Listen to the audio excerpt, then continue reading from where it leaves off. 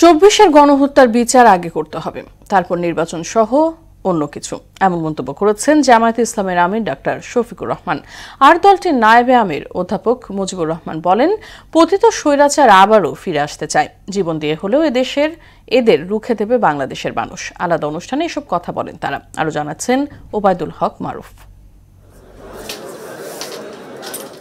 Word সভাপতি ও সেক্রেটারিদের নিয়ে শিক্ষা শিবিরের আয়োজন করে জামায়াত ইসলামী ঢাকা মহানগর দক্ষিণ। ছাত্র জনতার সাথে সেদিন ভূমিকা পালন করেছিল বলে আওয়ামী লীগ সকলের মধ্য থেকে বাংলাদেশ জামাত ইসলাম এবং ইসলামী ছাত্র শিবিরকে সেদিন নিষিদ্ধ করেছিল। আধিপত্যবাদী শক্তির বিরুদ্ধে এদেশে জাতীয় ঐক্য গড়ে তোলার জন্য বাংলাদেশ জামাত ইসলামী সবসময় বক্তব্য রাখেন দলের নায়েবে আমির অধ্যাপক মুজিবুর রহমান। অন্তর্বর্তী সরকারের উদ্দেশ্যে তিনি বলেন, প্রশাসন সহ গুরুত্বপূর্ণ সেক্টরে স্বৈরাচারে রেখে যাওয়া জঞ্জাল সরাতে হবে। তো বিগত স্বৈরাচার সরকারের যে রেখে যাওয়া যে সমস্ত জঞ্জাল, এটাকে দূর করতে হবে, সংস্কার করতে হবে।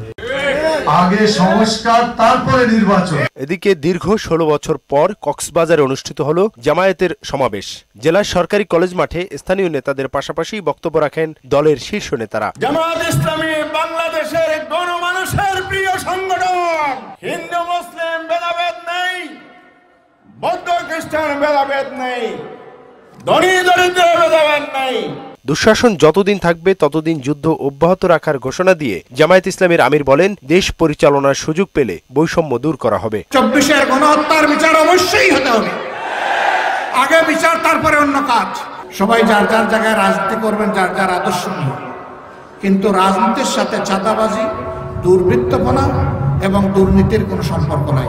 ন্যায় বিচার সুপ্রতিষ্ঠিত না হওয়া পর্যন্ত, সমাজ থেকে সকল প্রকার বৈষম্য দূর না হওয়া পর্যন্ত এবং মানবিক একটা কল্যাণ রাষ্ট্র গড়ে না ওঠা পর্যন্ত আমাদের যুদ্ধ অব্যাহত থাকবে ইনশাআল্লাহ।